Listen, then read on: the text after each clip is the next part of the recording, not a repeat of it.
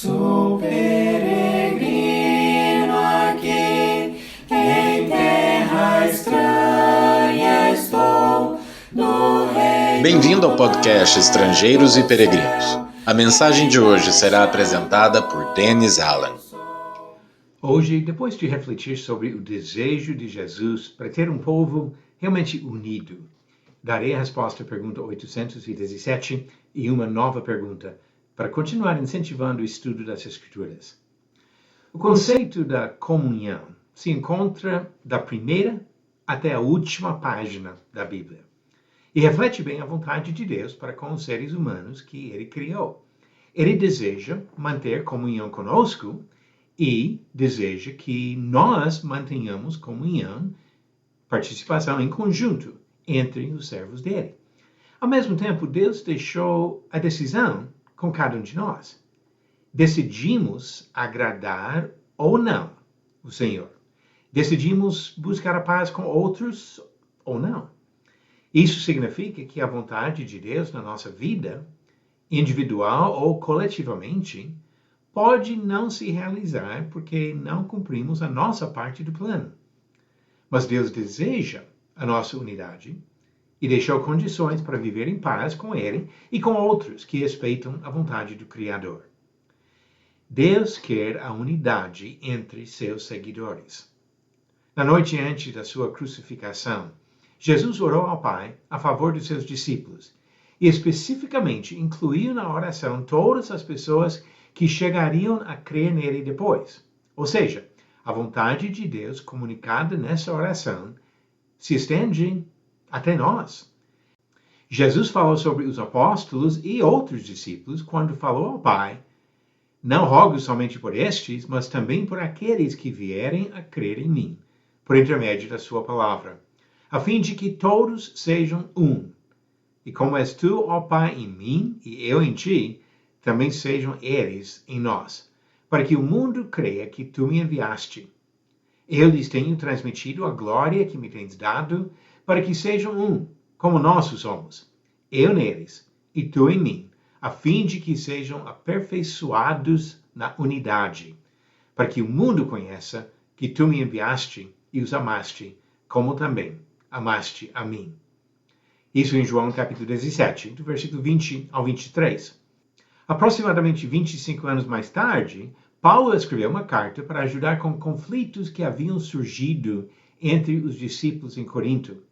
Ele disse em 1 Coríntios capítulo 1, versículo 10, rogo-vos, irmãos, pelo nome de nosso Senhor Jesus Cristo, que faleis todos a mesma coisa, e que não haja entre vós divisões.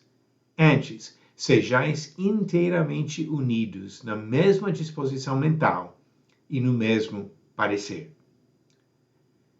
Jesus pediu ao Pai e Paulo pediu aos homens. Sabendo que Jesus e o Pai compartilham a mesma vontade e que sempre fazem sua parte, a questão de alcançar e manter a unidade fica para o lado humano. Buscamos a mesma paz que Cristo deseja e que Paulo pediu? A ênfase em paz entre pessoas hoje em dia quase sempre parte para apelos pela tolerância de diferenças e a rejeição de qualquer noção de convicções absolutas sobre o certo e o errado. Aqueles que pregam a tolerância acima de tudo são intolerantes com as pessoas que enfatizam princípios morais, éticos e espirituais absolutos revelados por um ser superior. Aqueles que tiram do contexto e frisam acima de tudo as palavras de Jesus em Mateus 7:1, não julgueis para que não sejais julgados, tipicamente aproveitam toda a oportunidade para julgar os que julgam. As tentativas de superar ou ignorar a revelação da palavra de Deus deixam no seu lugar as opiniões da moda da sociedade, ou pior ainda, de uma elite que conduz governos e os pensamentos da maioria. Se Deus não determina a distinção entre o certo e o errado, os presidentes e juízes de países influentes vão tentar definir essa distinção. A paz espiritual que Deus deseja é fundamentada na aceitação da mensagem exclusiva revelada por Deus. O pluralismo não traz paz. A submissão a Deus e às doutrinas reveladas por Ele é o único caminho à paz que Jesus deseja. Como Ele mesmo mostrou no seu apelo em João 17, no seu comentário em João 14, versículo 6, e que Paulo falou em Efésios 4, versículo 3 a 6. Questões doutrinárias que são a base de estarmos unidos com Cristo e com seus seguidores. O verdadeiro seguidor de Cristo não avança a causa do seu rei por meios carnais e militares. Apesar de muitos abusos históricos e atuais no nome do cristianismo, o ensinamento dessas escrituras sempre foi claro. Não se engane. A Bíblia usa a linguagem de guerra para falar sobre o papel dos cristãos no mundo, mas as armas não são carnais e não têm o objetivo de matar as pessoas que discordam. São armas de amor. Paulo escreveu aos cristãos em Corinto, em 2 Coríntios capítulo 10, começando no versículo 3, porque embora andando na carne, não militamos segundo a carne.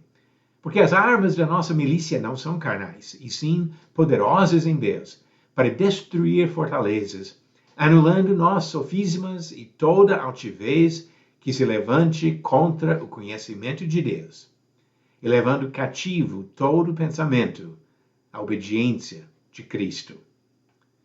Para ser unidos de fato com os seguidores de Cristo, precisamos, primeiro, nos unir a Cristo. Vamos agora às perguntas do dia. Pergunta 817 é uma afirmação verdadeira ou falsa. Deus criou o homem e a mulher no 5º dia da criação, junto com os animais marinhos. Esta afirmação é falsa. Como descobrimos em Gênesis capítulo 1, a partir do versículo 24, Deus criou o ser humano no 6º dia, no mesmo dia em que criou os animais terrestres.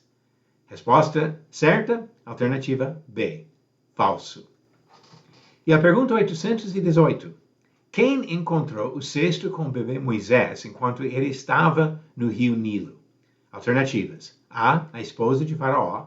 B, a filha de Faraó. C, a irmã de Moisés. Ou D, uma escrava hebreia. A resposta no final do próximo episódio de Estrangeiros e Peregrinos. Jesus deseja um povo unido. E para isso acontecer, precisamos respeitar a vontade dele, o que Deus tem revelado para nós nas Escrituras, como a base da unidade verdadeira que agrada ao Senhor. Obrigado por nos acompanhar nessa jornada pelas Escrituras. Volte amanhã para ouvir mais uma mensagem do podcast Estrangeiros e Peregrinos. Seguimos pelo mundo a viajar.